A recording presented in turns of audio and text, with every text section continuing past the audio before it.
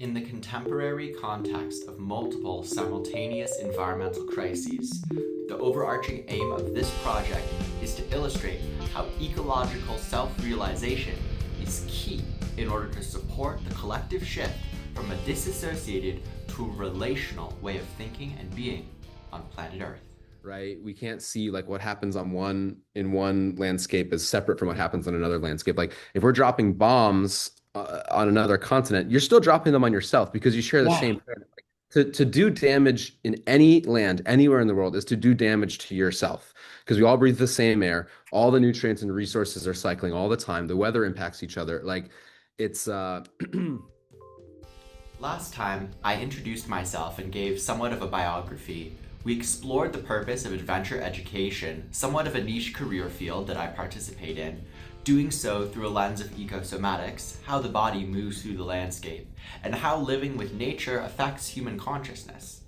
In this series, I will present scrutiny from the realm of ecopsychology and contrast it with a history of targeted marginalization practices within inner-city communities aimed at providing a cohesive lens where the roots of our own unconscious may become unearthed and we can begin to learn how to create real, livable future for all beings.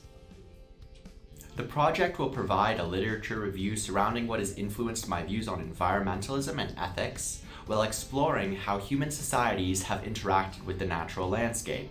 We will look toward both rural and urban areas, attempting to tackle equity issues surrounding access to nature, navigating modern life in the Anthropocene era, along with exploring the great potentials of biomimicry, multistrata agroforestry, and examples of climate-positive case studies.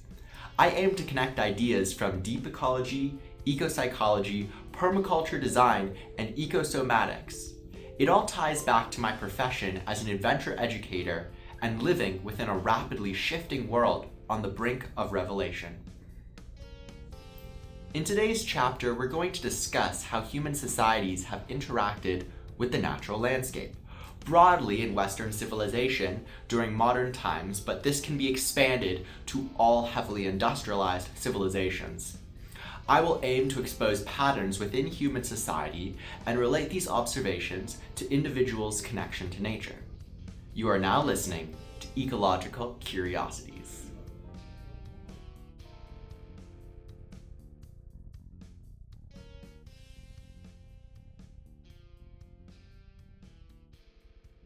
Society and the landscape. Since the times of economic expansion and the Industrial Revolution, human civilizations have increasingly been at odds with the natural world, causing people to lose direct connection to and awareness of the earth which supports them. In urban areas, humans have quite literally replaced earth and land with asphalt and concrete. This disconnect from nature is observable in rural settings too, where humans have felled forests, flattening the topography of land for use in massive, mechanized monocultural megascapes. A lack of understanding or appreciation for how plant communities actually function and grow is evident in how we farm and produce food on a societal level.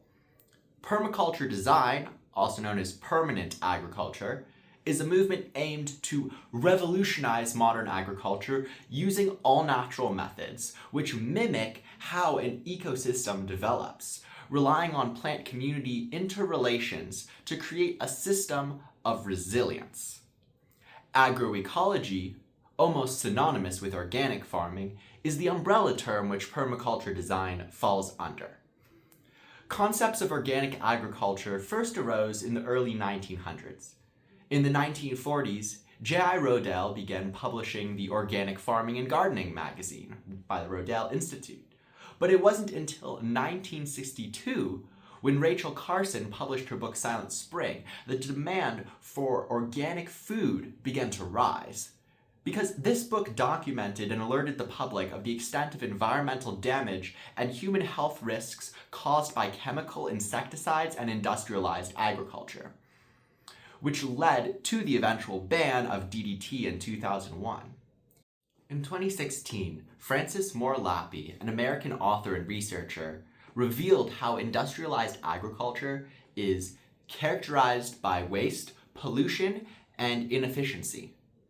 The underlying reason industrial agriculture cannot meet humanity's food needs is that its system logic is one of disassociated parts, not interacting elements. It is thus unable to register its own self-destructive impacts on nature's regenerative process. Industrial agriculture, therefore, is a dead end. It is a system that restricts access of crop plants with their evolutionary companions, fungal allies, and sanitizes the soil microbiome. This method is disruptive between the crop plant itself and a wider environment of interdependence. Because of these dire drawbacks and disadvantages, the crop plant is now subject to a variety of pests, ailments, and blight, requiring then the use of chemical pesticides, chemical fertilizers, and additives to the soil. These drawbacks are symptoms which flow from the eternal logic of the model itself. Lappe realized that the reason industrial agriculture cannot meet the world's needs is that the strategical forces driving it are misaligned with nature, including human nature. In 1987, an American scientist and author, Jared Diamond, denounced agriculture as being the worst mistake in the history of the human race. Although he argued this for many reasons, including how the societal model created social stratification based on gender roles and economics, the main reason, I believe, is because this system of principles and practices separates human beings from the natural environment. The philosophy behind permanent agriculture, or permaculture, is one of working with nature rather than against it in order to grow food, of looking at systems in all of their functions rather than asking only one yield of them, and allowing systems to demonstrate their own evolutions. This approach of agriculture involves growing polycultural plant communities which benefit from one another to create a fully functioning ecosystem of connections, interdependence, and therefore resilience.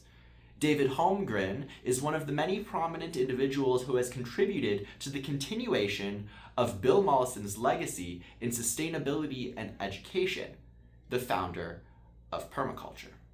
Holmgren has compiled these teachings into 12 design principles and 3 ethics, illustrated with a permaculture flower design. The ethics of permaculture are as follows. Earth care is reestablishing and maintaining healthy relationships with the land. People care also includes non-human inhabitants. All peoples, everyone deserves compassion. And fair share is to redistribute surplus back into the community.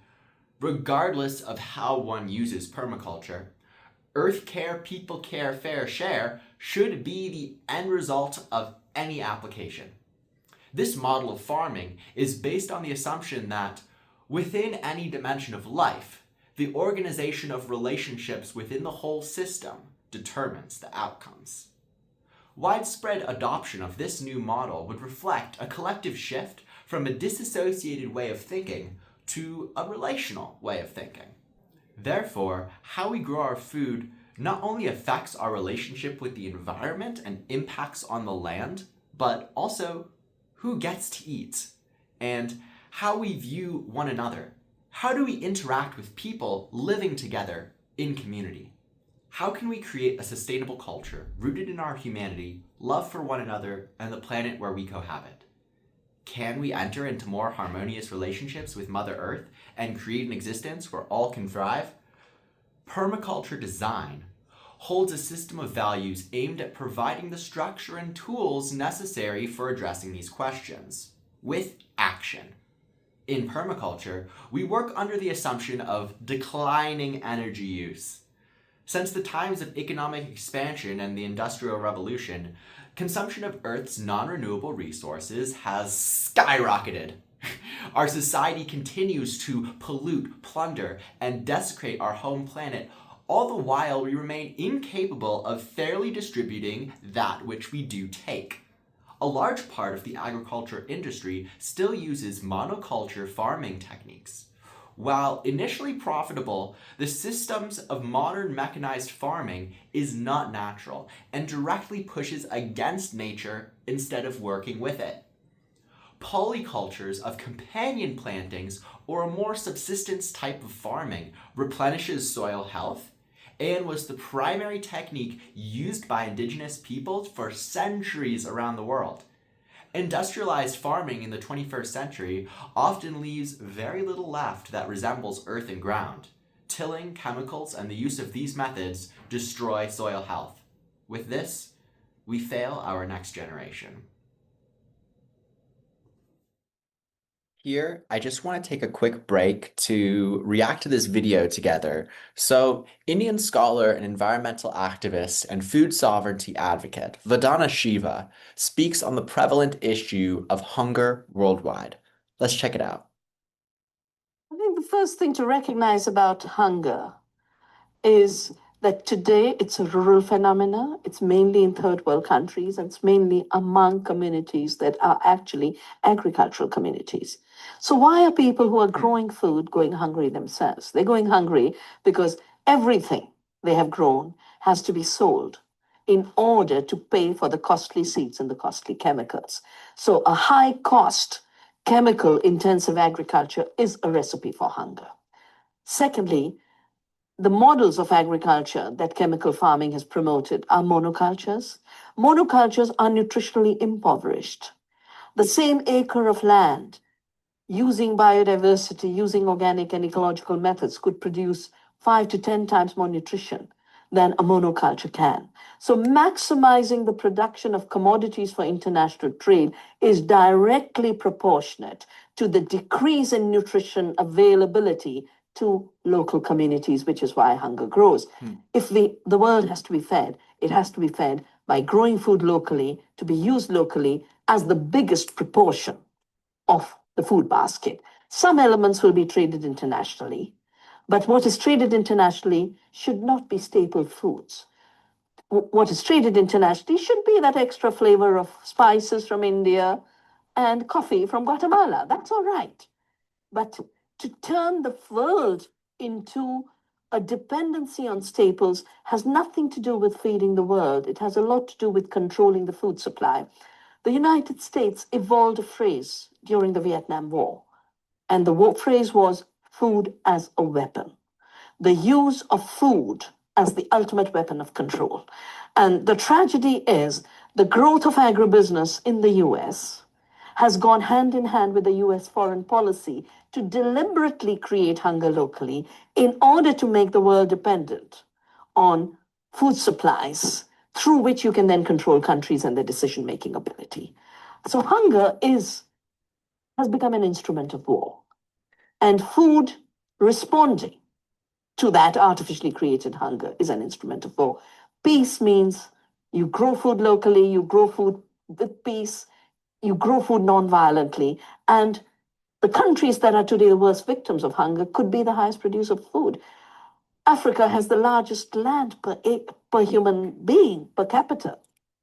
Africa is an abundant continent, and yet because of the deliberate policies, it has today been turned into a continent of hunger. India, which has the best soils, the best monsoons, the highest biodiversity, should not have any problem. We're growing enough food, and yet 70% of our children are going hungry because the economic system is robbing them of their right to food. So food production must once again be an issue of sustainability, taking care of the earth, and the human right to food must be an inalienable right.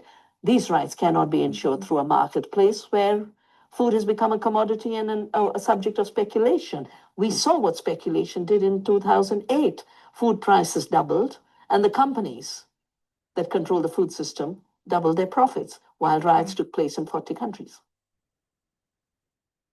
It's no wonder then, one might ask, as a society, are we living in balance with planet Earth? And are we living in balance with one another? Is compassion a societal value where you live? Do we feed the starving as a human right, especially when there's more than enough food to go around? In some communities, yes. At large, we do not. Grocery stores often discard a large portion of food that has been sold. Some even use this percentage to gauge sales. Quite unfortunately, the retail industry views waste as just another part of doing business. According to former president of Trader Joe's, the reality as a regional grocery store manager is if you see a store has low waste numbers, it can be a sign that they aren't fully in stock and that the customer experience is suffering. The USDA estimates that supermarkets lose $15 billion annually in unsold fruits and vegetables alone. Industry executives and managers view appropriate waste as a sign that their store has been meeting quality control and full shelf standards. This means that blemished items are removed and restocked every single day. In 2005 and 2006, annual supermarket losses averaged 11.4% for fresh fruit and 9.7% for vegetables, with losses varying from 0.6% for sweet corn to as high as 63% for mustard greens. Quite sadly, starving people without the money to buy food aren't considered in the grocery store's consumer experience. Widespread implementation of agroecology and permaculture-informed practices in replacement of tired, toxic, industrialized agriculture systems is a major step that's needed towards solving one of the world's largest problems.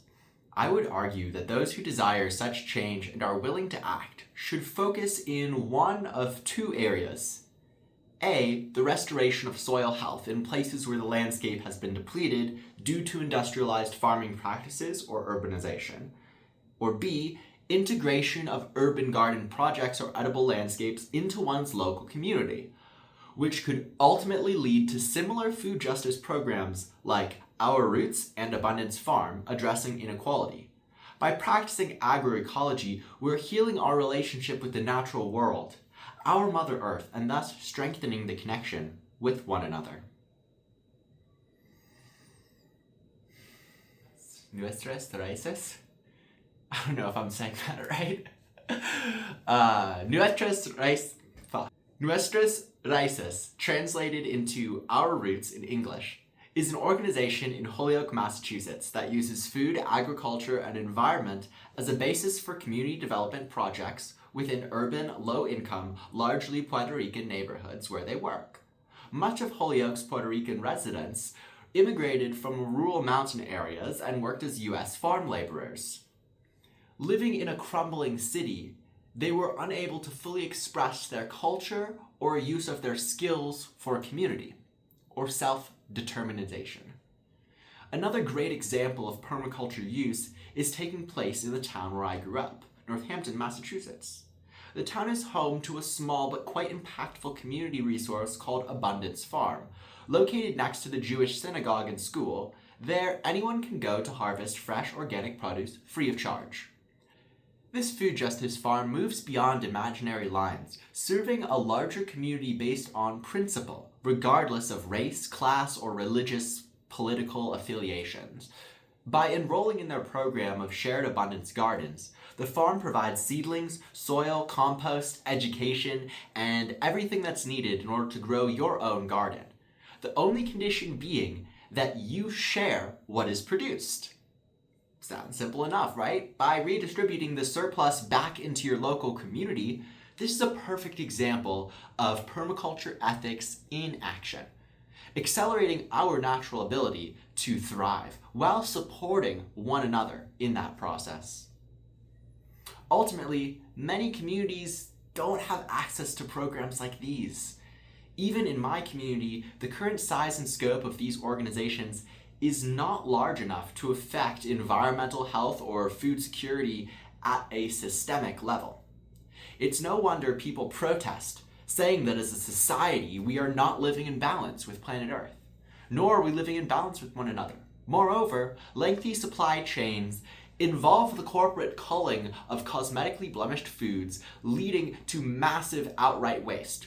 More than 40% of food grown for human consumption in the United States never makes it into the mouths of its population.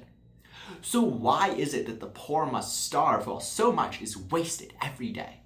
A sociologist would likely tell you that it's because of our human tendency to create positive distinction within our own group, separating those who we view as similar and will reflect desired judgments back upon us with those who we view as different.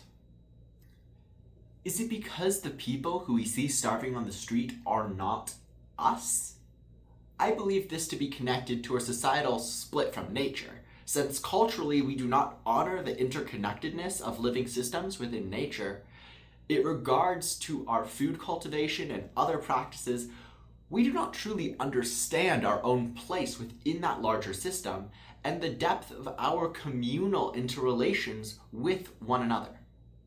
We're being within mechanized farming of a genetically modified monoscape saturated with chemical fertilizer, herbicides, pesticides, and fungicides can hardly be considered being in nature in even a rural environment. Those living in urban communities have many more obvious challenges.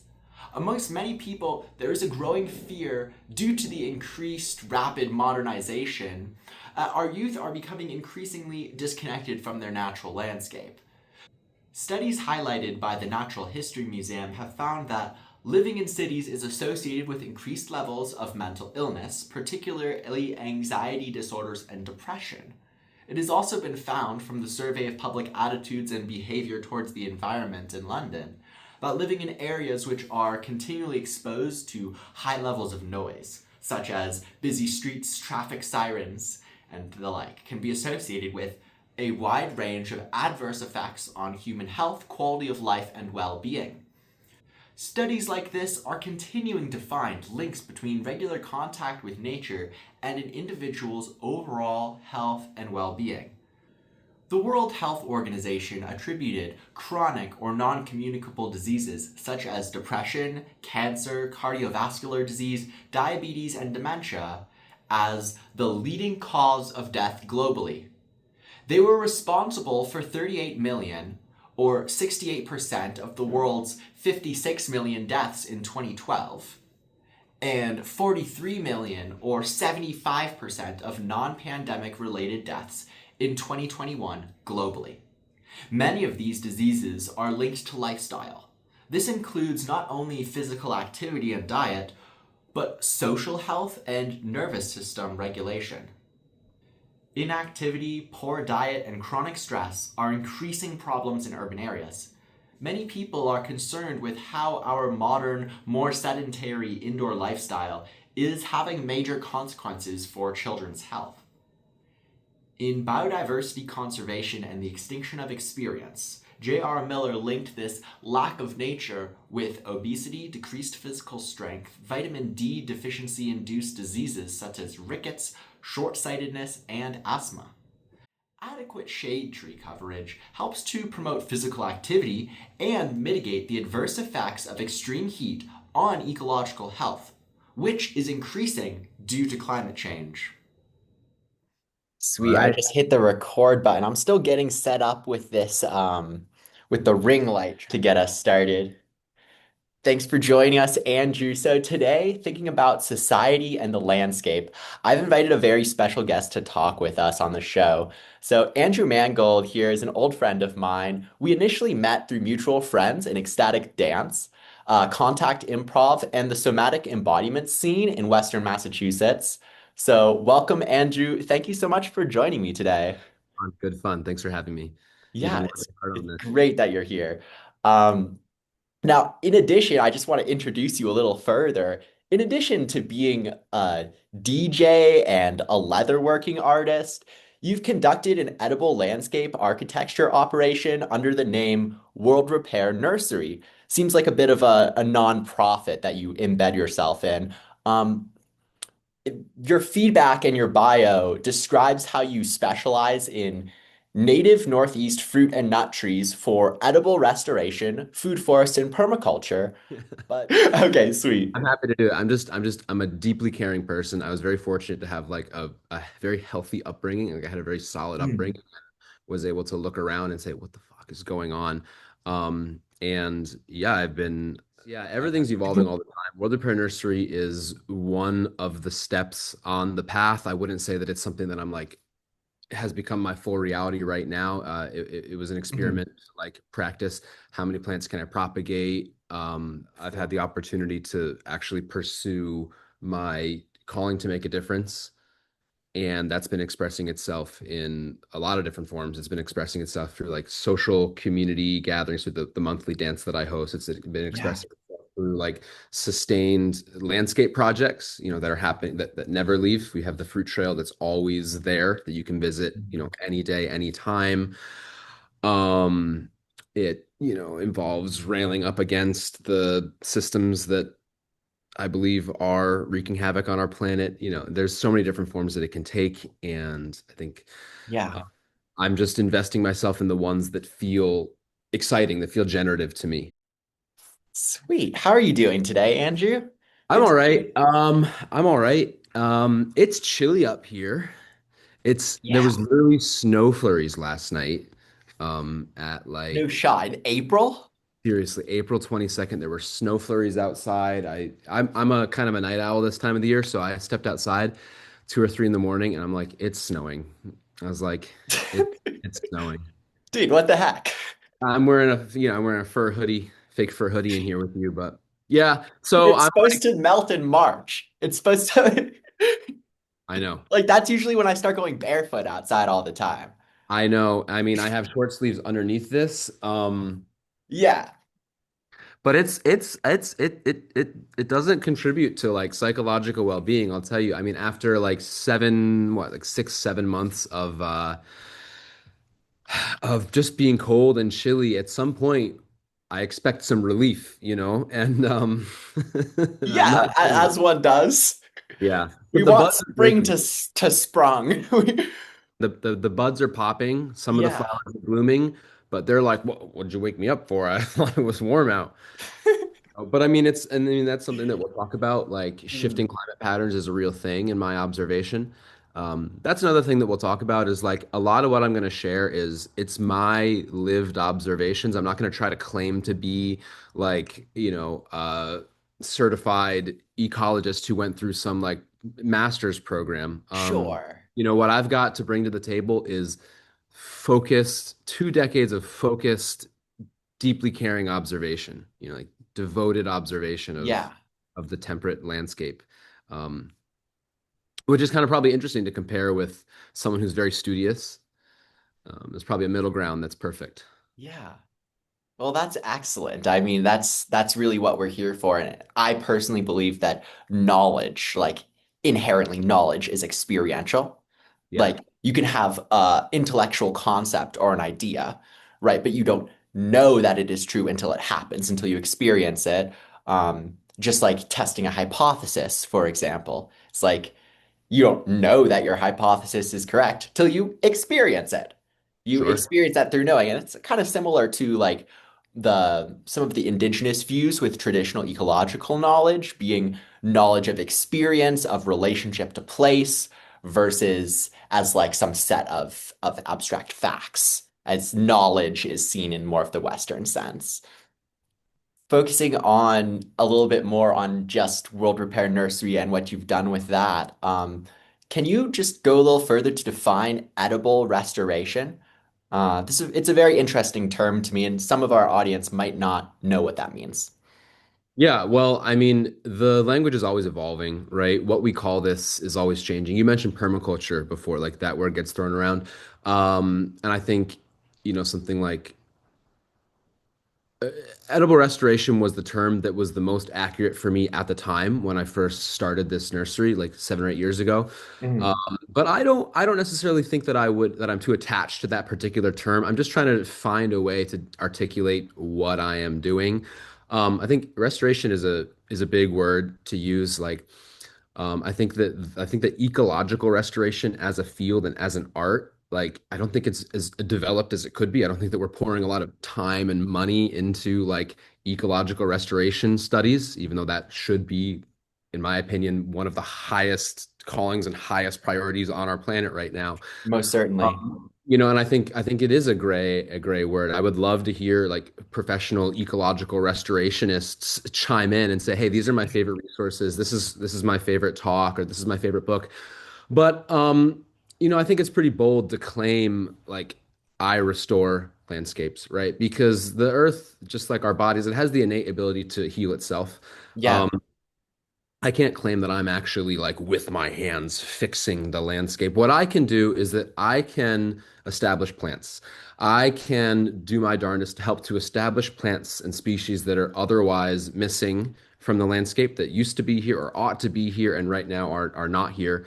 And I can prevent other plants. Like I can play my part to hold back the spread of invasive species, if you will, aggressive species, and I can help to create oases where native species and other valuable species can reestablish and populate themselves, and then hopefully spread their seeds and their genetics back into the landscape and get their species back in the game, and Mhm. cycle the landscape again. So, I mean, restoration, what I think, yeah, I'm not super attached to that particular. Right. I think it's a bold claim to say that we restore the land when ultimately Sure. for themselves. Like, I've what never, are we restoring it to, really? I mean, this idea of wilderness itself or uninhabited wilderness was created by the colonial project. And the displacement of indigenous peoples is deeply embedded in this idea of wilderness. And when we think about our public parks and spaces like this, where we're creating habitat for wild spaces to designate as wild spaces, it's like a lot of the times this is approached from we're going to return it to how it was pre-settlement conditions. But nice. pre-settlement conditions, there were human beings there living on the land in reciprocity with the land. So is it really restoration? Not necessarily, or is it more of a generation of something new? Biodiversity hotspots, if you will. I do really like that word restoration, though. To me, it's a very somatic word. It implies like a listening to the body. Like when I'm thinking of restorative work, I think of the body, mind, spirit connection. So I'm just kind of curious, how is listening to the land involved in your restoration or biodiversity hotspot work? It's everything. It's everything. I mean, you can't just go out there and start just attacking and expect that you're going to have good results.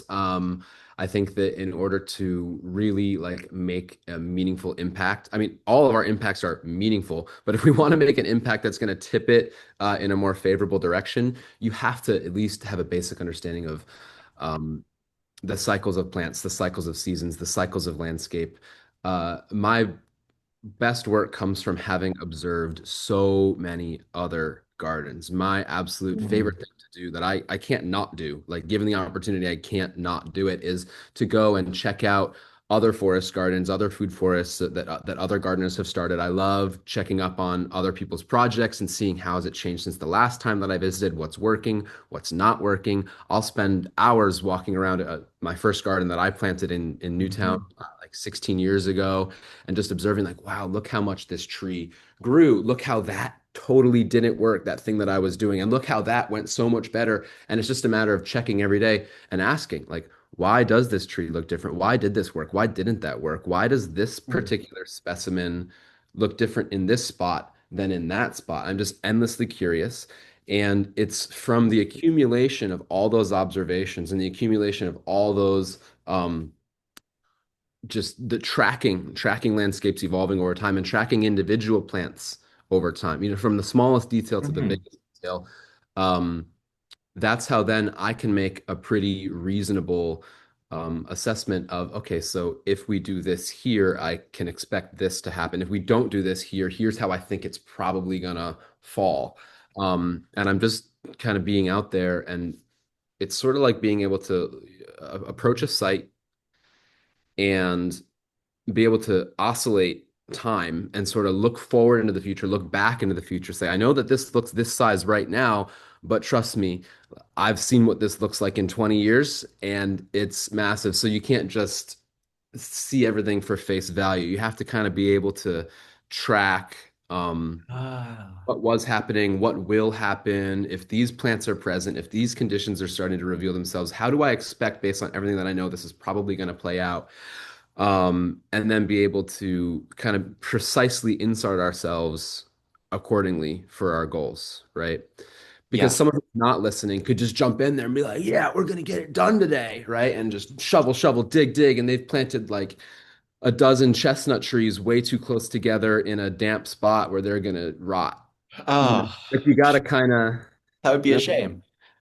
I don't know that this is necessarily where you want to take this conversation, but in addition to the more like functional observation of tracking landscapes over time and knowing your region well and predicting how species are going to express themselves in different situations, there's also the more mystical listening. There's the more like divine paying attention to like the intelligence of things, and that plays a part as well. That's a subtler it's a subtler practice, but Hmm. once one is open to that practice, I do feel that I can glean some sort of like conversation going on with the space where it might tip me one way or another. Hey, it would feel really good to do this, or please don't do that, or a particular plant might really like sort of take me to plant it in a certain spot or say no to a certain spot. But that's on the subtler side. I don't usually lead with Yeah. that, but I allow it to sort of be a spice on top of my practice.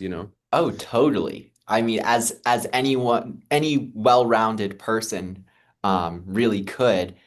And I think that speaks to the difference in listening between listening from an interpretive place, where you're talking about that time oscillation of looking into the past or the future and just sort of interpreting how everything will interact together in the landscape and how it will all play out, versus listening from more of an intuitive place. And I think that's what you're describing there, that difference between interpretation and intuition, both incredibly valuable and necessary for this sort of work. Thanks for Sure. sharing. Absolutely. I mean, like, yeah, I would add. So I did go through your messages last night, and for the record, I did actually like record like a 90-minute chat that I can send to you. Like, Oh, sweet. I kind of wanted to make a mention about, we've been brought up in a society that really holds on a high pedestal productivity, right? Capitalism is Mhm. always driving home this message of do more, create more, produce more, extract more. And like you've been talking about colonization, that's definitely a big part of the colonizing mindset. Yeah. Um, Go, go, go, go, go.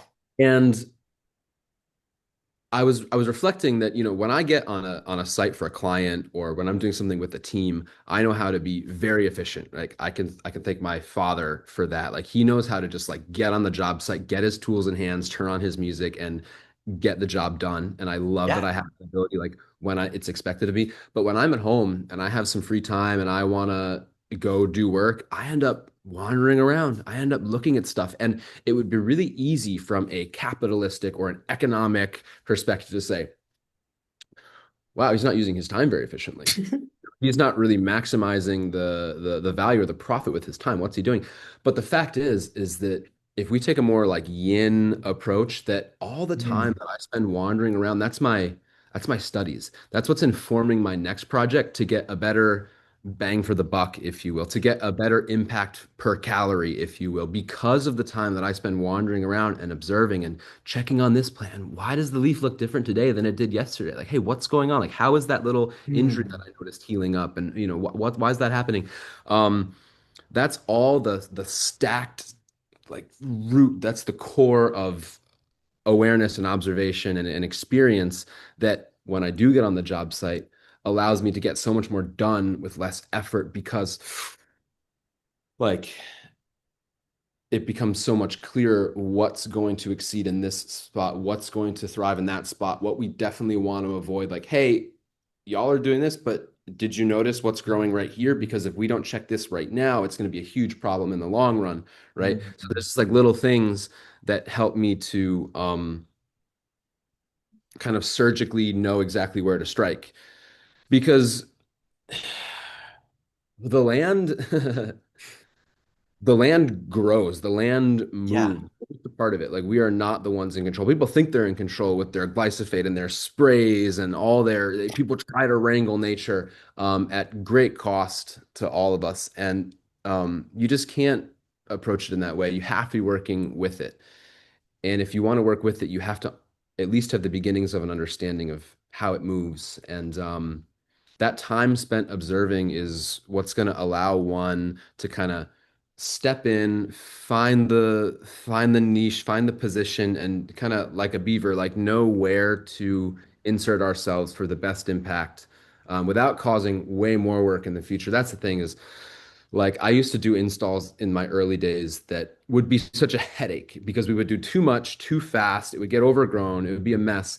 And now, and lots of plants would die, but now I have a really high survival rate and I'm able to do like pretty broad scale transformations of people's spaces um, without burning myself out because I know like, okay, we're going to do this in that season.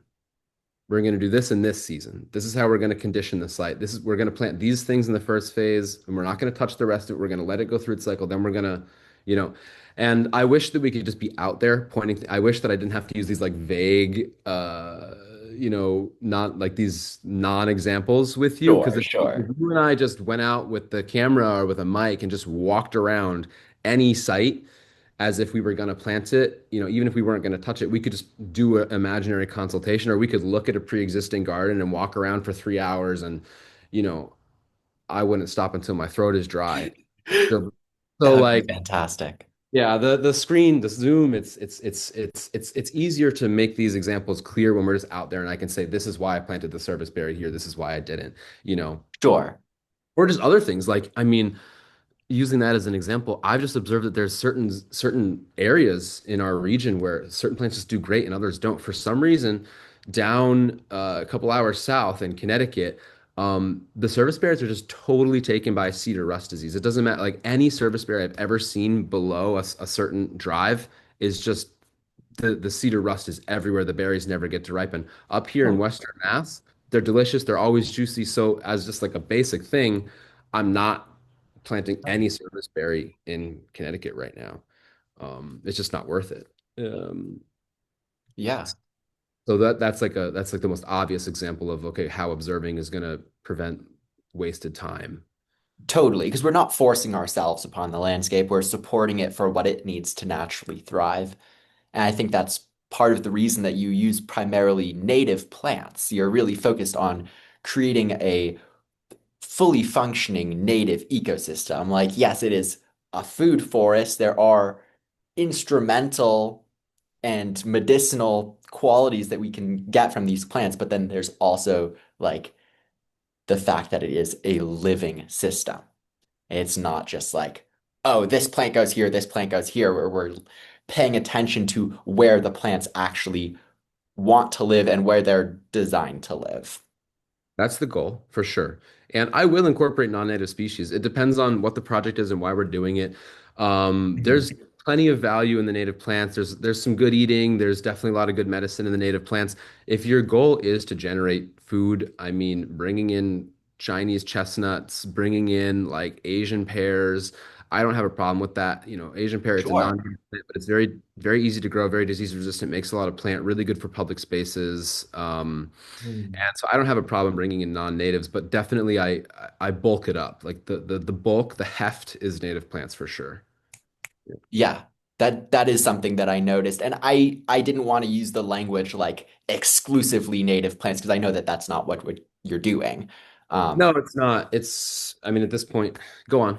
well, no, I mean, sure, there's the context where that sort of thing would be totally appropriate. Like here at the school, we have a little creek, and there's a bunch of invasive Siberian elm that were planted along the creek as an initial part of a restoration project to try to hold the bank in. But now they're taking up too much water, so we are removing all of those, and we're putting in like what is it? Cottonwoods, Fremont, and Lanceleaf cottonwoods are like a hybridized version between those. Something Cool. like that. But Where are you again? so this is the Butte Creek Restoration Project at Prescott College in Arizona that I'm referring to. Okay, so that's why you're in a different region. Yeah, I'm totally different like yeah. ecosystem. But Same, in yeah. this context, it's different. Like we're not trying to grow food at the side of the creek. We're trying to bring back the pollinators that used to be abundant. And, for example. Yeah, it's a big question. It's a big complicated situation that we find ourselves in. This is a very, very complicated time to be aware and to be caring. Because it's like, is the goal merely to restore the land? Is the goal merely to shift the landscape back to how it was before it got ravaged, right? Sure. Or is that it? And then, but then what? Then we're going to keep eating from grocery stores. We're going to keep burning fossil fuels. We're going to keep having like our food and energy systems based on like extractive industries, but we saved our climate here, but we're going to ravage it on the other side of the world. Like, is that the goal? So that's why I incorporate edibles because we can actually work on Hmm. and again and actually let's drop the word restore the landscape because that's like a magical word, that can mean Yeah. anything. Like, let's actually get specific. So, is our goal to increase species diversity and increase fertility in our landscapes and try to shift away from the very aggressive plants and bring back some of the more like subtle, diverse plants, right? Let's say it like that. Is our goal merely to rebuild soil, clean the water, and reestablish a diverse range of native plants? And still eat from the grocery stores because that's why I Yeah. like because then we're still doing harm, right? And so edible landscaping is kind of one of my preferred terms now. Um, Mm. but it depends on the job. But anyway, bringing in the native plants, or sorry, bringing in edible plants is key because then we're going to theoretically, like pound for pound, if we can get pounds of chestnuts and pounds of persimmon and pounds of medicinal Hmm. plants, then theoretically we can be mitigating how many pounds we need to get from elsewhere or calorie per calorie or whatever. Absolutely. So From we can external imports that then have all of these negative consequences that degrade the environment through fossil fuels and waste from packaging.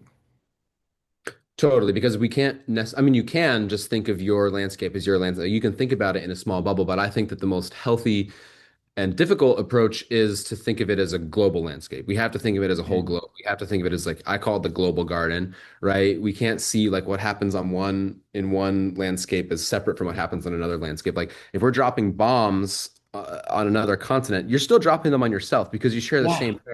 To do damage in any land, anywhere in the world, is to do damage to yourself because we all breathe the same air. All the nutrients and resources are cycling all the time. The weather impacts each other. Like it's the earth is a giant living organism in my opinion and we're a part of it, and so like doing land repair at home and reestablishing native species and creating like oases of diversity, that's fantastic, and that in and of itself is 100% valuable. I would never talk that out of anyone, but if for me trying to be as strategic as I can to maximize my impact and touch a lot of issues at the same time, I think incorporating edibles is key because yeah, we're going to theoretically mitigate some of the intense extraction that's happening, and it's better for human health. The food is cleaner. It's better for mental health to be outside and harvesting it yourself. It deepens nature connection. Economically, it makes a lot of sense to grow things locally instead of, there's a certain resilience in that. It makes us less dependent on like top-down structures. There's just like so many ways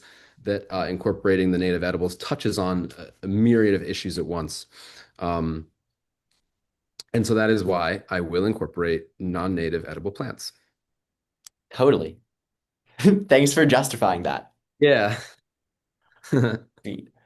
Um, You told me in July of 2022, I believe, that 15 years ago, from then, you had devoted your life to helping people shift off of destructive resource systems back to refer to native local food and energy systems.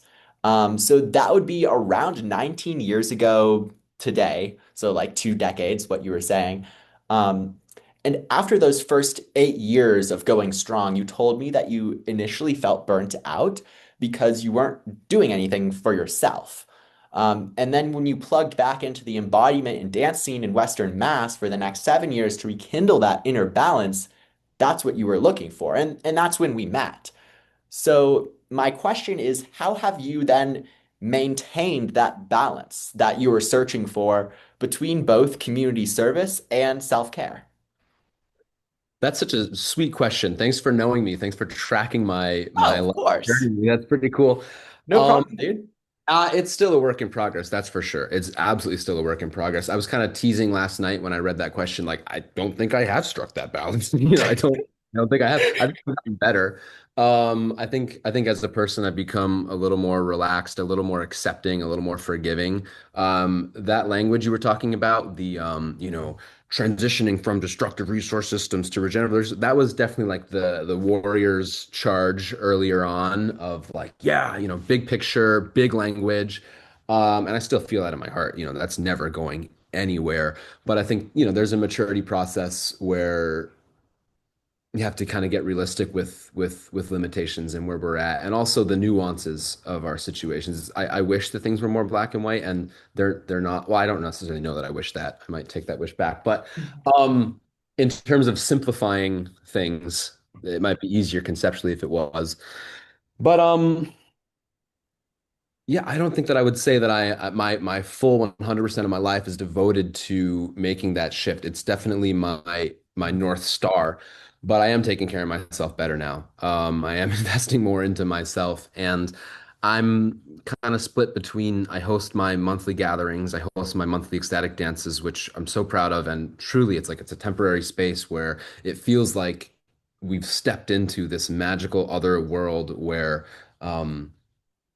things are more in harmony, and it's not just about like individuals fighting for survival. It's actually comes back to that community feel of community working together for our collective well-being, for our collective expression, which that's the real shift, right? It's really Yeah. like not really not this shift about what kind of resource system we're using. That's a part of it, but it's also this shift of how do we view ourselves? Do we view ourselves as separate individual components, separate from nature and separate from one another, or are we viewing ourselves as a team that will survive together or perish together? Are we seeing ourselves where your well-being is connected to my well-being, my suffering is connected to your suffering? And when we make those shifts, it's like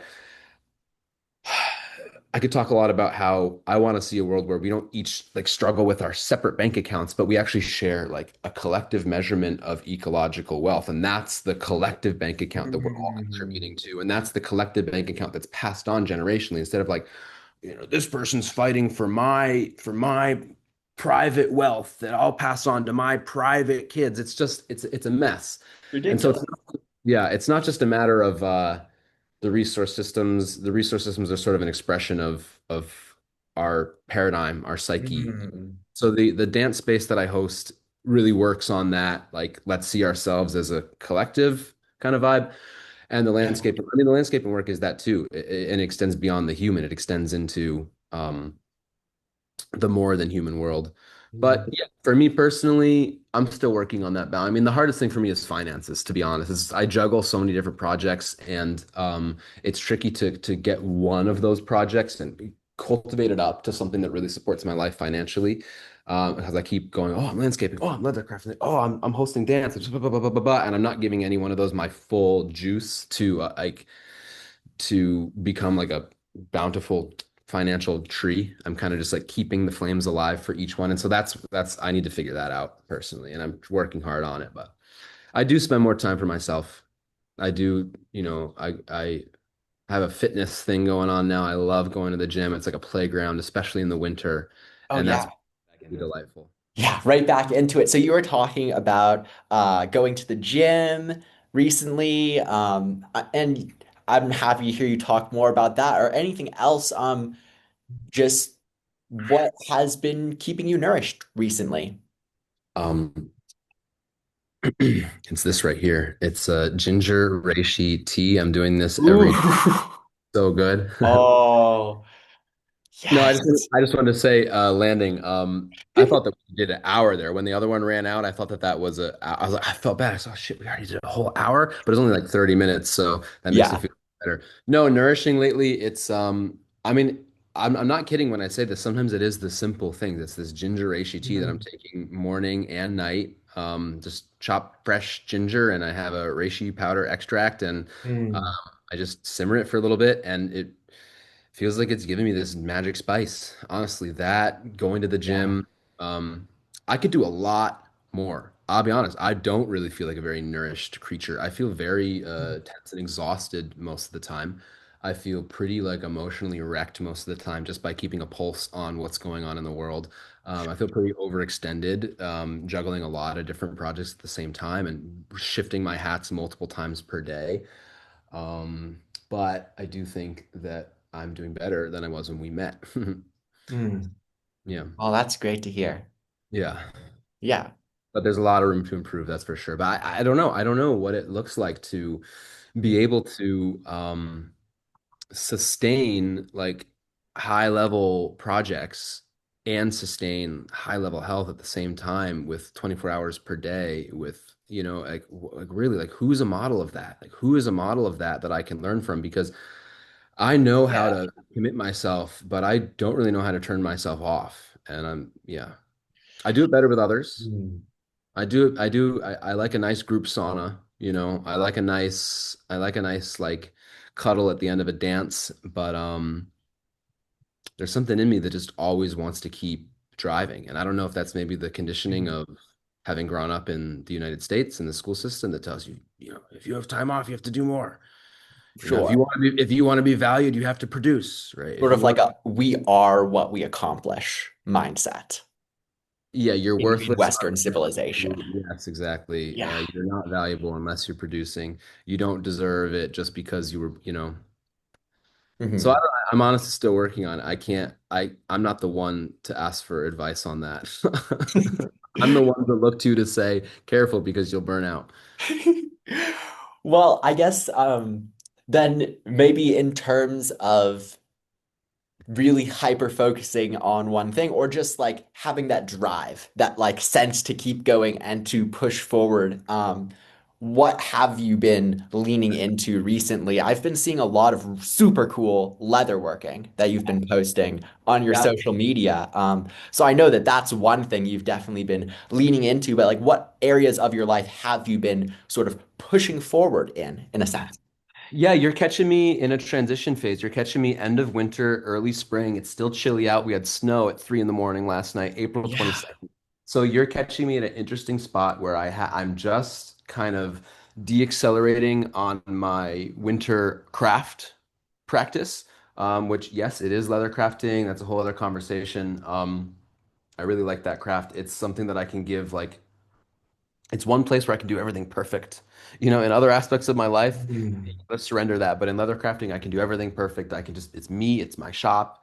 I'm alone, and I can create something that never existed before. I can vision something like, because between you and I, we can vision the new world, right? We can vision Yeah. a world of streets lined with fruits, and the oceans are restored, and there's no more wars, and people are working together Mm. for better Yes. humanity, right? Like everyone's contributing in creative different ways to restore species and Oh, I'm you know there. yeah, I know, and we need that North Star.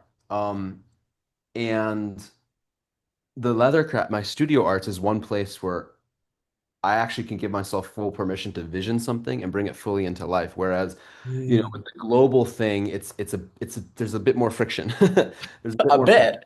Yeah. Well, but not though, because it happens. Like in our community Uh-huh. spaces, there are these eruptions, these like spontaneous bloomings of that world that I see in certain gatherings and certain moments for hours or days, and it's very refreshing. I Mm. oftentimes am just in the middle of the dance marveling, like, okay, we can create collective beauty, right? We can have collective wonder, right? Yeah. But yeah, the crafting is one place where I can go full on a vision. Um, Oh, what's your cat's name, Andrew? This is Zula. There's another one named Kovu who's hiding. Yeah. Oh, Zula. I think Zula agrees with what you were saying. Yeah. I think Zula's adding their 2 cents Yes, and exactly. saying, "Hey, you guys are onto something." Yep. Oh, the animals know it. They absolutely know it. I mean, they were born in that harmony state, like to be in Mm. harmony with the world, in my opinion. Yeah. And they're still hanging on there, and that's why it's so important that we keep them alive and that we keep the wildlife populations high and species diversity high. I do really believe that these creatures, it's not just humans that are shaping the collective consciousness. It's not just humans that are shaping the future of the world. Like each of these creatures adds a weight in the balance of where our future goes. And I think they all add a weight in 100%. um like our psyche. Like these Mm. birds are maintaining the consciousness of flight and song, and building nests and raising babies. Like otters are maintaining the vibe of slipping through the water. Turtles are maintaining the awareness of how to be incredibly slow and patient. And I think that we can glean Mhm. from them, and they're anchoring, some of these ways of being that humans need. They are the knowledge of the universe in lived experience being Yep. expressed. Okay. Yeah. Yeah. Yeah. Okay. Oh yeah, what's going on our planet? It's an incredibly painful time to be here and to witness like the death throes, I would say, of this like death-based system that's on its way out, I hope. Um, as it kicks and screams and tries to take everything else down with it and tries to liquidate the earth before it dies.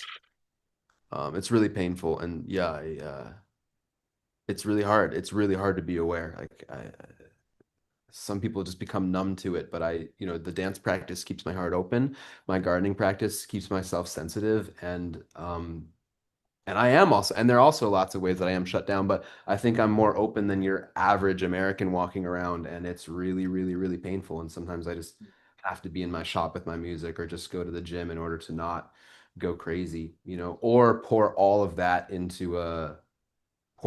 that energy into something generative, like host another dance or plant another garden or rally a team to do something spectacular. I wish that we could do more and faster, but Mm. Well, we're doing what we can, yeah, and here we're we are. doing our best. Have you read the Four Agreements? Are you familiar with that book? I haven't read it thoroughly, but I've flipped through and I'm familiar with the. Yeah, one of the Four Agreements, and I believe it might be the fourth, is to simply do your best, right? Like, even if you aren't meeting the first three agreements, which include, being impeccable to your word and not taking anything personally, even if you aren't meeting those 100% in your daily life, that as long as you're doing your best, that's all you can do. Yeah. And you can't, give yourself a hard time for that. We're here to do our best at the end of the day. Yes. Yes. Mhm. Mm. Yep. Sweet. Doing it. Still waiting on the world to stop dragging its feet in certain ways. Mm. Um, Stop waiting for people to stop allowing the abusers to continue exploiting. But I don't know. To wrap up your question, transitioning from a studio time, a quiet time, an inward time where I can just craft and do fitness back into outward season. The buds are blooming. It's time to start taking on projects. I've done a little bit of yard work for myself for fun, but as I wrap up my last studio projects, it's going to be landscaping season again. And it's basically just all on focus for me. One thing, and I'm just always focused on one thing fully. And then everything else tends to be a little bit neglected in the background, but then I'll get to them eventually. Yeah, sort of like cycling through Yeah, it's your like a your spotlight. It's like a yeah. spotlight, and or it's like Yeah. it's the metaphor I like to use is it's like I have a certain amount of water or I have a certain amount of wood Okay. every day. Like if each project is a fire, I have a certain amount of wood every day that I can add, right? And if I Mhm. have one, I can give all my wood to one fire, but I actually have multiple fires going, and so like, oop, that one's dwindling. I can give a little wood here, a little wood there, but or likewise a tree. Like if I have a certain amount of water that I can give per day, like which tree am I going to water? Which one's thirsty? Which Mhm. one do I want to, you know, that metaphor kind of helps me understand it a little better. Might not work for everyone. Yeah, definitely. And at least with as someone who has ADHD personally, like for me, it's easier to focus on one thing at a time because I will get into that Mm, flow state where the rest of the world melts away. But otherwise, if I'm not there, if I'm trying to focus on multiple things at a time, um, or if I have multiple projects going on, it's a lot easier to get distracted. But if it's just one thing, I can get sucked in. It's more helpful for my focus, yeah. personally. One thing at a time will get you there. Yeah. One step at a time. Just We're making a wall, but it doesn't go up all at once. You got to lay down each brick by brick. Uh, Thinking about dance and somatic embodiment, how does movement support your sense of place? I'll speak for myself. One of the ways that I learn a place and develop a sense of place is through moving through that place. So that could be exercising or recreating in some outdoor capacity or through like natural history interpretation. But by spending time in a physical location and actually being embodied in that location, I get to know a place. Um, and also speaking for myself, like when do I feel the most embodied would be when I'm in nature or when I'm dancing, when I'm involved in these somatic practices like movement and ecstatic dance that you host. So, um, for your personhood, for the context of you as a person, how they inform each other rather than the activities themselves having overlap, as we both discuss, it's easier to focus on one thing at a time. Well, Sorry if it's a little convoluted of a question. no, there's just a lot of branches.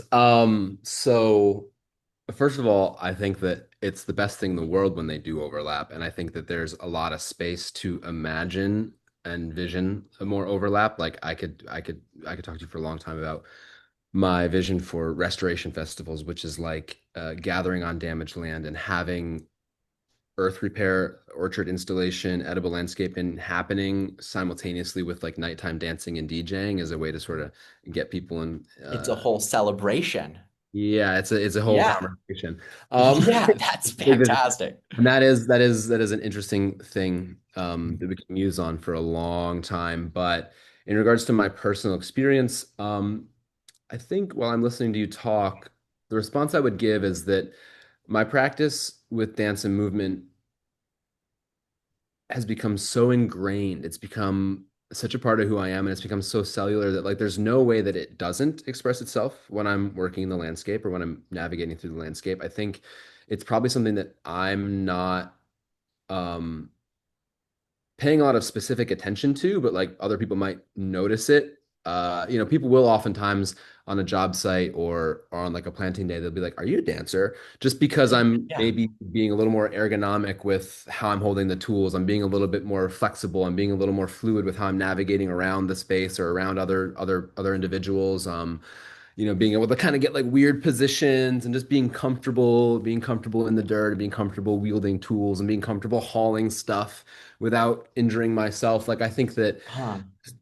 just having a dance practice in general is gonna um, augment whatever kind of labor you do. Just having spending the time on the dance floor or in the gym or in the yoga studio or on the mat in your living room, wherever it is that you're having an embodiment practice, like bringing your attention back into parts of your body, back into how you move, like back into rhythm, um, is just going to leave you better equipped for when you're actually using your body as a tool for manipulating the environment. If you're a builder or a construction worker, I think that it allows me to just have a greater range of possibilities, like someone who only knows how to do this, or someone who, when they're not doing physical labor, they're just scrolling on their phone or sitting on the couch watching TV. They're not going to have as much range of motion when they do get out there, and they might pick things up a little bit more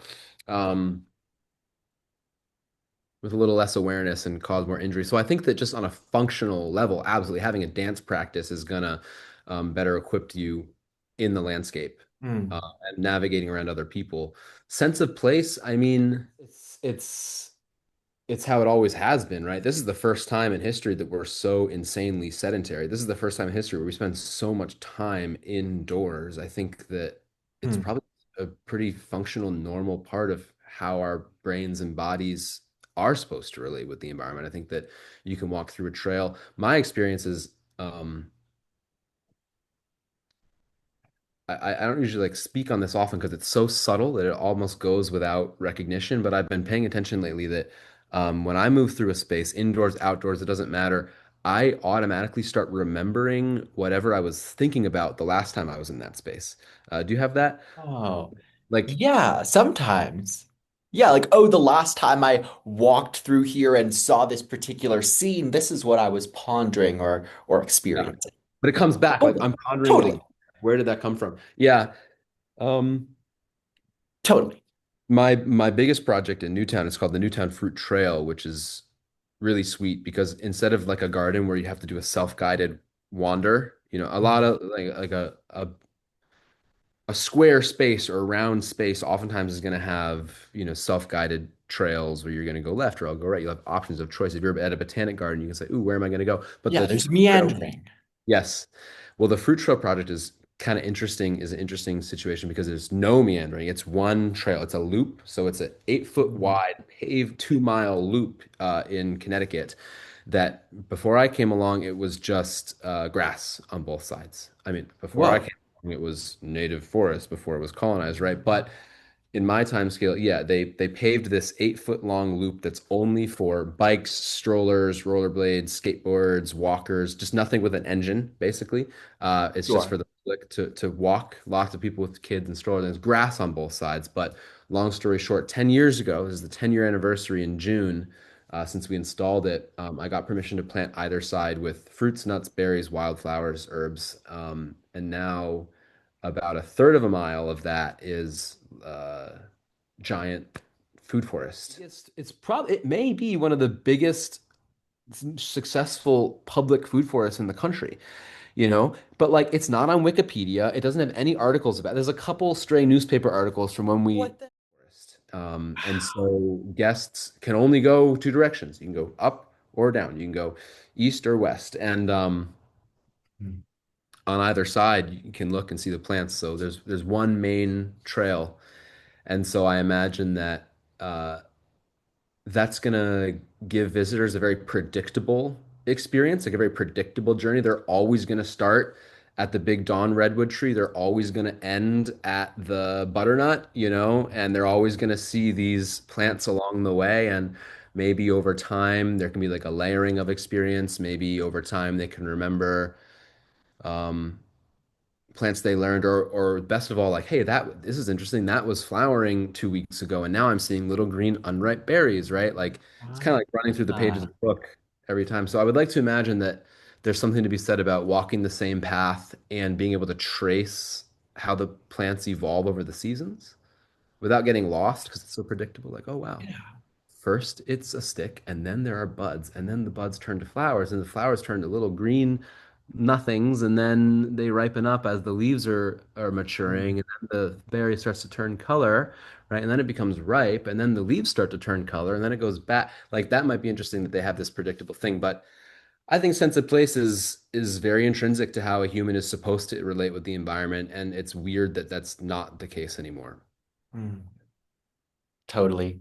That's all.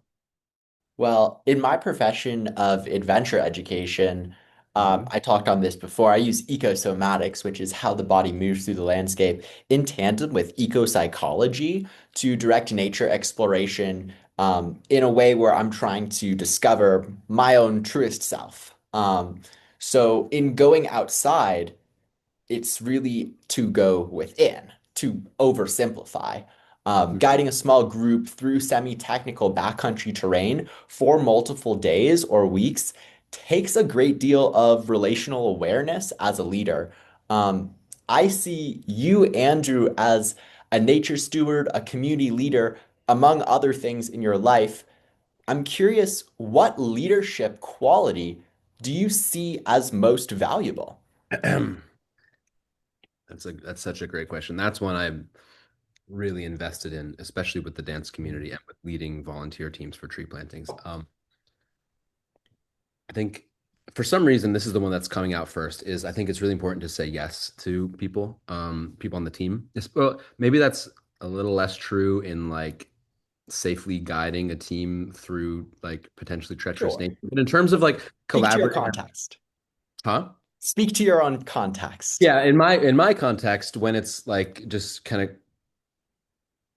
creating an artful dance space, I think one of the things that's really important to me, and I've been seeing this in contrast from other leaders who have not been doing this, is like Mm. say yes to your teammates' inspirations, even if it's not even like the best idea, because it creates like an investment in a relationship with them, with the project, where like we can all feel proud of it together. If I'm just driving and saying, you do this, you do that, you do that, um, that can, that can be useful, that can get you sort of far, but it doesn't necessarily breed like longevity with a team. It doesn't necessarily breed like people being emotionally invested. They become emotionally invested when they have a fingerprint in it, when they have like they can see their own impact and when they feel valued. The other thing is just consistent. This is so important for me is reflect back to others where they're doing a great job.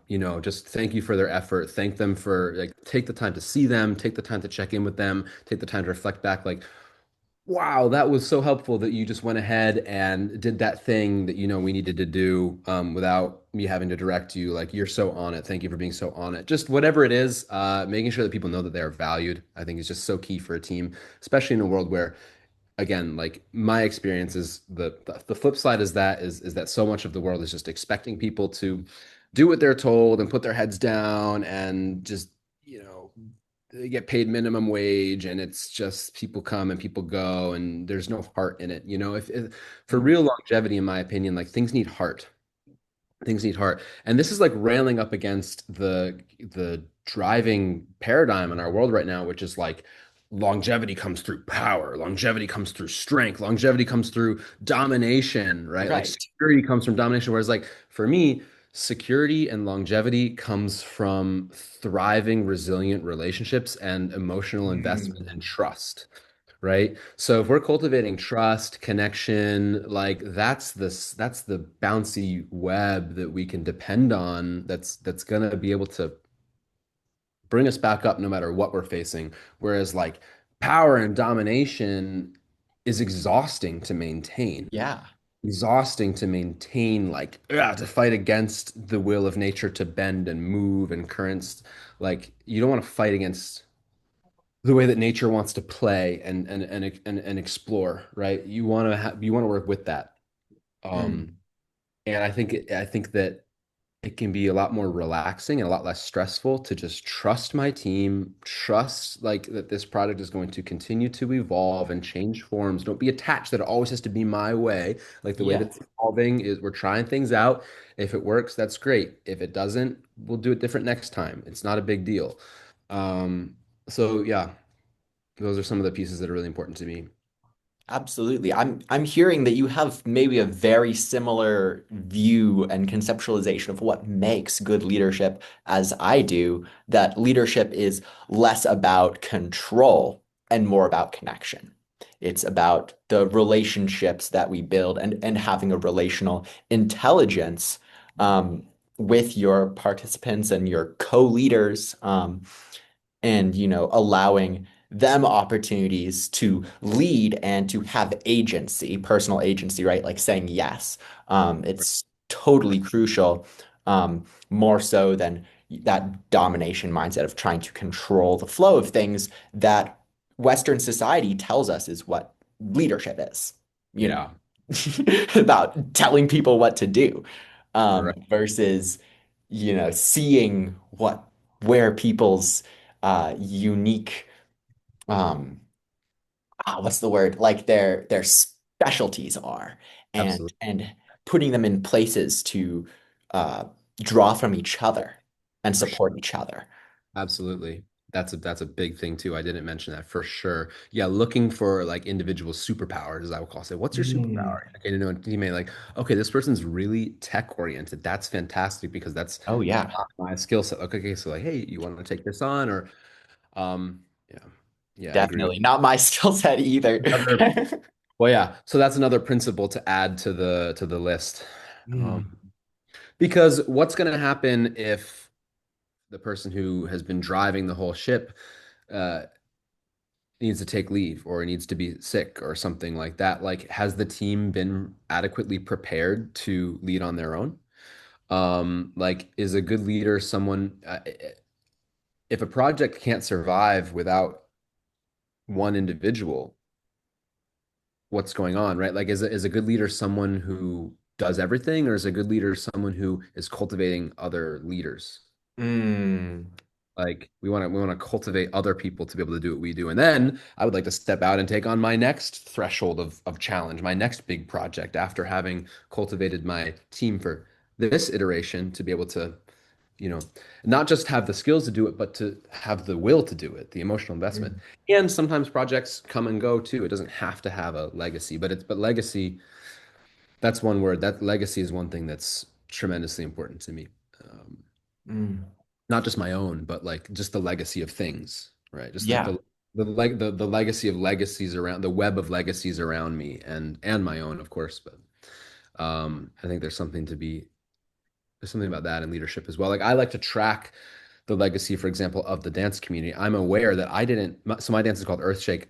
Yeah. Um, and we have an amazing turnout. I mean, we have an amazing dance every month. It just keeps getting better, just keeps getting bigger. I just keep stepping back and I'm in awe. I said, this space is incredible. I can't believe that we're doing this, that this is existing, and that I get to claim some stake in this. But Yeah. there is a legacy. There was dances that came before me, and there were dances that came before that dance that helped to establish this theme, like this momentum, and this helped to establish the following that I have now sort of taken up the mantle of. I've sort of taken the torch now, and I'm sort of stewarding a certain amount of this momentum that was established before I came here, and I'm hoping to leave it a little better and a little bigger and a little more alive than when I was here, right? And that's the same approach Yeah. with stewarding a landscape. So thinking not so much about the individual, but thinking about the team, thinking about the whole, being aware of the collective, right? Like you said, like not to take things personally, one of the agreements, it's I think a good leader is someone who doesn't really freaking want to be a leader. I think a leader is someone who's chosen because they just happen to consistently make solid decisions and they consistently demonstrate Mm. solid morality, and they're put into this position because they're just the best equipped for it, not because they're trying to seek power or because they're trying to inflict their personal values or their personal agenda Yeah, on the. it's totally narcissistic. Yeah, Yeah. exactly. I mean, yeah, when I was a kid in elementary school, we had, and I don't remember the name of the tribe, but we had a tribe come in that did like a 1 day. They took over the school for a day. They took over the science class. They took over the art class. They were Mm. showing us like how to do their traditional arts and crafts in their traditional sciences in each class. It was incredible. And one of the things that they did is they showed us how we would pick a leader if we were to pick a leader, and it's not someone who says, this is my campaign, I want to be the leader, listen to me, choose me, pick me. No one run in the model that, as I remember it as a kid, no one was running to be a leader. It was just a portion of the group would go aside and just discuss amongst themselves who has good values, who makes good decisions, who tends to look out for others, who tends to be generous, who tends to be, all of these beautiful qualities, and then they just collectively decide and then announce, okay, we picked this individual. It's like you don't run for it. It's just like they just pick the best role model in society to please assume the position of a leader. See, I think a good leader would be someone who genuinely deeply cares for the collective, for the whole, for the environment, Mm. whatever the thing is that's being led. Someone who's like not trying to say, I need it to be this way because this is how I think it needs to be done, but saying, wow, what's really going to serve us? Like, what's really going to be the best for us? And make Yeah. decisions in that place, right? I Focused think, on collective interest as opposed to personal interest. yeah. Definitely. Or Which should, solely which personal should not interest. have to be articulated. That should be such a duh question. But look at our world Right. right. Like that, like I want to be born and grow up in a world where it's just normal that we take like the best adults who consistently have the best values and make the best decisions for everyone, and they just Like are show up. yeah, they're just shifted into leadership roles, and they might Yeah. in and out. I don't, and that should just be normal. We shouldn't have to say, like, please don't put narcissists in power. Please don't put sociopaths in power. But our entire system is hijacked and Please broken. don't put pedophiles in the White House. I digress. Um, I guess so. This last question that I have sort of goes along in line with what we've been talking about, like these structures that exist currently. I'm thinking of like, government, capitalism, money and economics. And wealth, however, isn't something that I define exclusively by monetary value. I'm curious what your definition of wealth would be. What does wealth mean to you? I just want to joke, but it's health and happiness. Sure, sure.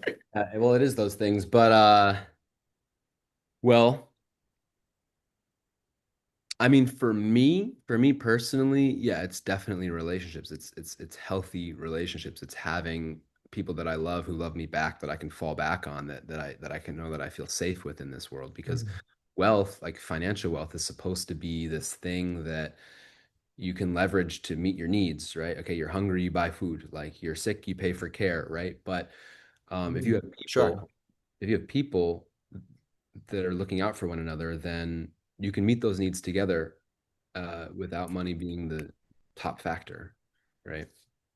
And so that's what I would say in my personal life. But I also think that we really need to readjust our matrices, like our measurements as a society and as a humanity, to shift from just measuring like capital, like USD, and we need to bring species diversity, soil fertility, air quality, water quality into quantifiable terms to measure as our collective wealth. People are just watching this Yeah. green bar go up. Like the only thing that matters is that the green bar goes up. The only thing that matters is that the green bar goes up, right? But I want the green bar to be species diversity, soil health, air health, water quality, like human health and happiness. Like we need ways to quantify that.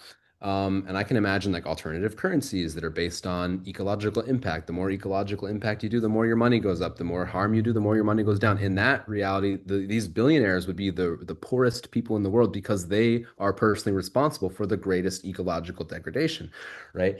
And so I Yes. really like to spend time imagining like alternative currencies, alternative economies, and also in my imaginings, it wouldn't just be like a personal thing, like, okay, this person's responsible for this much environmental increase, but it would be, again, like I said before, it would be collective. So I think it's really stressful when each of us are dealing with our personal bank accounts, our personal finances, our personal debt, all this stuff. Like I survive alone, blah, blah, blah. But in the same regard of imagining that like relationship is wealth because I can fall back on my relationships is I think that it would be really, really amazing to start thinking of like regional wealth or continental wealth, where we could say like the total soil fertility is our bank account and everyone can add to that bank account like a pool.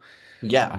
If my personal is going down, it's if unless you have people who really love you, there's probably no one who's going to get your back. The social services here are pretty weak, you know. Mhm. Um, so what I'm trying to say is when we're all looking at our personal digits, it's a lot to hold. But if we were to expand and measure our collective resource, our collective wealth, because soil actually is Mm. our core. That's not even a question. This isn't a philosophical imagining. Like literally, the one thing that truly is our wealth is literally soil fertility and air quality and water quality. Like, those are the things that everything else that we have is dependent upon.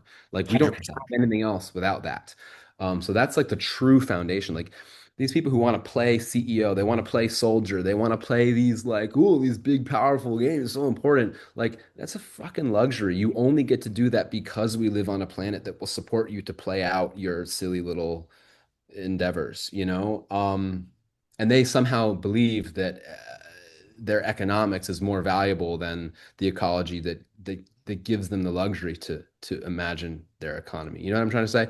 So And I think definitely. if we quantified that, if we actually put that in measurable observational terms, um, of the green earth, of the deep soil and the blue water, then we could actually see like, oh, I'm not poor because I am a part of this thing that we all share. Collective abundance. Yeah. Yeah, collective wealth, right? Yeah. Like it would just even out kind of like if there was a regional bank account in financial terms, like if your whole town shared a collective pool of money, for example, you'd feel less stressed when your money's going down, right? And it would provide like a sort of emotional security, I think, if we saw that we had Totally. together. And that always was the wealth. In the past, like there were times before we had money. We had different currencies, we had different monies, and there were times we probably didn't have any at all. We were living in villages and tribes, and they worked together to keep their landscape well, or they worked together to keep their culture alive, to keep their stories alive. Like their treasures were collective. It wasn't like, oh no, like I'm all by myself. Like we were groups. We measured our wealth, our success as a collective, and it's so important that we start doing that again because it's so exhausting the other way. Um, so we had a little 10-minute pause there, letting the Zoom thing reset. And I was just sort of pondering a little bit on the things that we had already spoken, and a couple little points came back that I wanted to maybe clarify a bit better. They just came back to me. And the first one is we were talking about teams. We were Mhm. talking about making space for people to flourish. Basically, like find, like we mentioned, someone might be more tech minded, and then like invite them into that position. But I wanted to say, it's not just about saying, hey, this person knows how to do something that I don't. Let me please put them on that job as if like you're maybe making them do something they don't want to do, but actually looking for places where they're enthralled to pour in, like where their genius can shine. Look for places where people can flourish, right? Like if that tech Yeah. minded person doesn't just say like, "Oh, sure, I'll do that for you if you have," like, "Okay, thank you," but maybe like, "Oh yeah, I'm excited. I can see ways where we can actually improve this system. Like I'm really good at that. I would love to." Mhm. Like, yes, right? Like if you're trying to control everything yourself, there's going to be a lot of places where you're not an expert. There's probably a lot of places where you have great ideas, but there's gonna be places where people can see things that you don't see, or they have a background that you don't have, and like give them the permission, give them the space and the resource to fly, to flourish. And it's the same thing in the garden with the plants, is like looking for places where like, ooh, I wasn't thinking about growing elderberry, but this spot is so choice for it. We got to bring it in, Yeah. that's Totally, like that spot, the elderberry can be its most authentic self. And it's yeah, like similarly, you're looking for those places where the people that you're collaborating with can be their most authentic self in that spot. And absolutely. then that creation comes from a place of authenticity. That's Absolutely. fantastic. So leadership can inform the gardening, and the gardening can inform leadership, right? If we look at plants, like every single plant has a way that it can fully express itself. Like you're saying, like the elderberry can fully express the authenticity of elderberry, just like lavender can fully exude the fragrance of lavender. We want to position the plants, we want to position the people as best we can to give them the opportunities to like best exude their medicine, their traits, their wonder, their magic. So that was the piece about leadership. I didn't want to sound like I'm just saying like, oh, if someone's good at something, just put them on it, like exploit them. I want to say like, look for where they want to grow. Like someone really is just like, I love decorating. Like, hey, we could do this better. Like, oh, you're really into hanging that thing there. Well, let's get you more. Let's give you a budget. Like, let's, go for it next time. That sort of thing. And the second piece is I was going on and on about this bit about a collective bank account, like measuring soil fertility as a bank account, and I feel like at the end there, the point I was trying to get at is the subtle difference between pouring one's time and energy and expertise into personal gain. Like, okay, let's say I'm a tinker or an engineer, and I might have like the potential to create new inventions.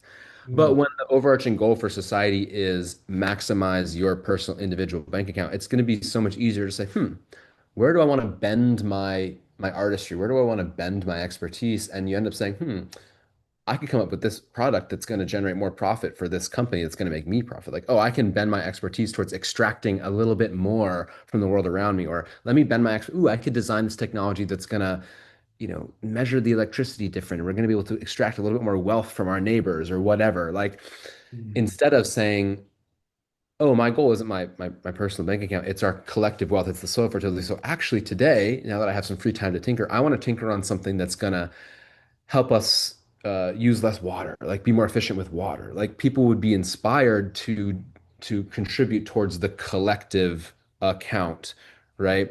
Because we all have a place that we can apply ourselves. And I think that just the way that we measure wealth is going to influence where and how we apply our genius.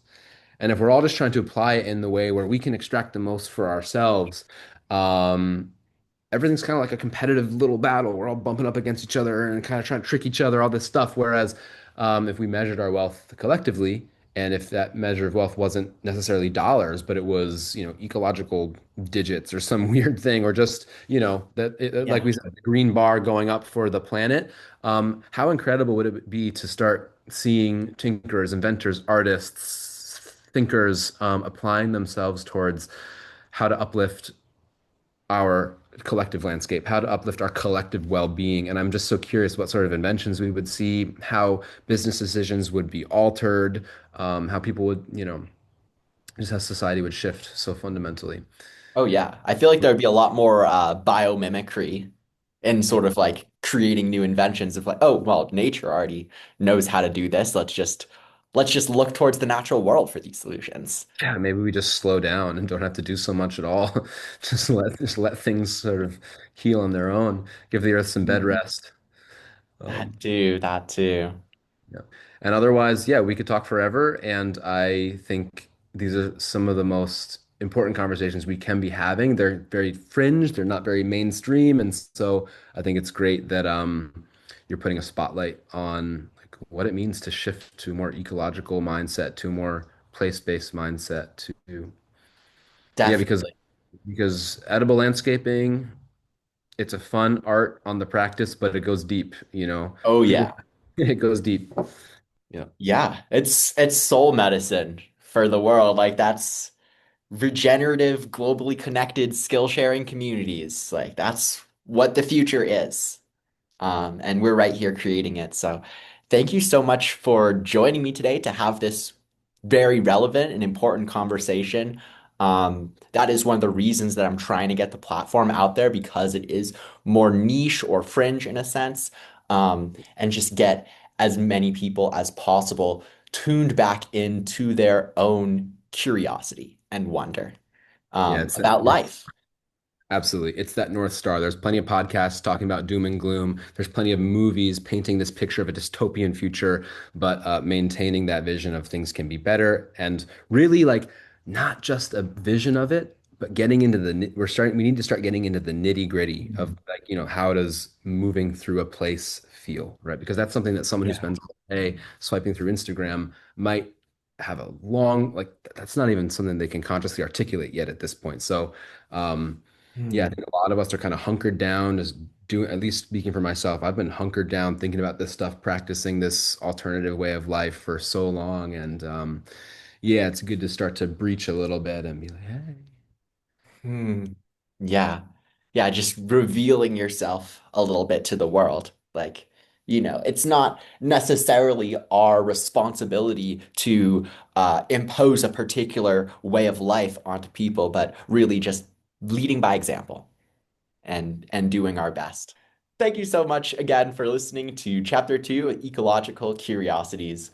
Once again, I'm Rain Boris. And today I'm Andrew Mangold. Stay ecologically minded and And stay stay curious. curious. Thank you.